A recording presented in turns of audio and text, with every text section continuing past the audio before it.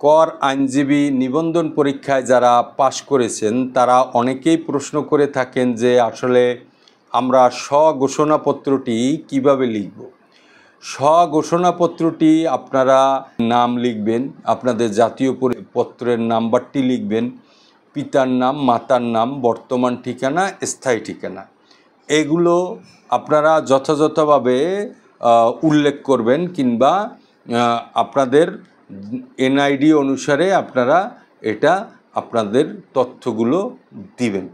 এর সাথে দেবেন যে আপনি কোন প্রতিষ্ঠানে বর্তমানে আপনি আছেন। দেখা গেল অনেকে চাকরি করেন, আবার অনেকে আছেন কোনো লয়ার, কোনো পেশাজীবীর সাথে আছেন, কোনো অ্যাডভোকেটের সাথে কাজ করেন, আবার কোনো কর আইনজীবীদের সাথে কাজ করেন।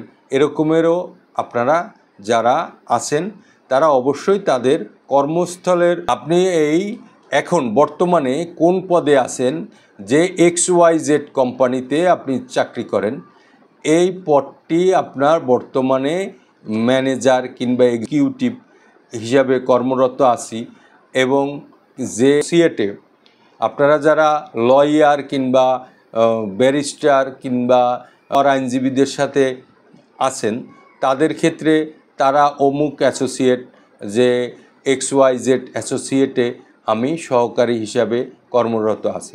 আর যারা কোনো কাজ এখন পর্যন্ত করেন না, স্টুডেন্ট হিসাবে আছেন, তারা ছাত্র হিসেবে লিখবেন। আর যারা কোনো কাজ নেই, লেখাপড়া শেষ করে চাকরির জন্য চেষ্টা করতেছেন, তারা বেকার লিখবেন, যে কোনো কাজ নেই। তো এইভাবেই আপনারা উল্লেখ করবেন।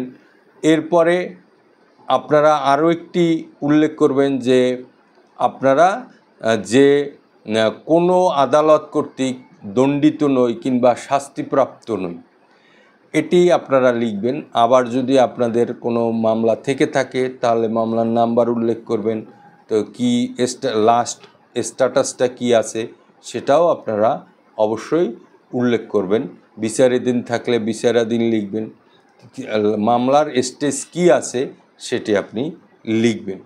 এবং একটি শপথমূলক কথা এখানে বলতে হবে যে আমি উপরে উল্লেখিত সকল তথ্য সম্পূর্ণ সঠিক, এবং ভবিষ্যতে কোনো ভুল ভ্রান্তি হলে যেটি আমি কর আইনজীবী নিবন্ধন পরীক্ষা থেকে আমার প্রার্থিতা কর্তৃপক্ষ যে কোনো সময় বাতিল বলে গণ্য করতে পারবে।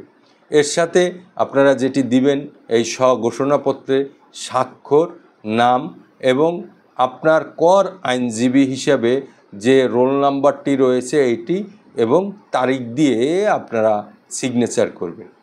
তো এই তো মোটামুটি হয়ে গেল স্বঘোষণাপত্র। আপনারা যারা আইনজীবী ভাই বোন আছেন তারা অবশ্যই এইভাবে স্বঘোষণাপত্রটি আপনাদের যেগুলো আছে এর সাথে আপনারা যে এই স্বঘোষণাপত্রটি অবশ্যই উল্লেখ করবেন এবং জমা করবেন আশা করি।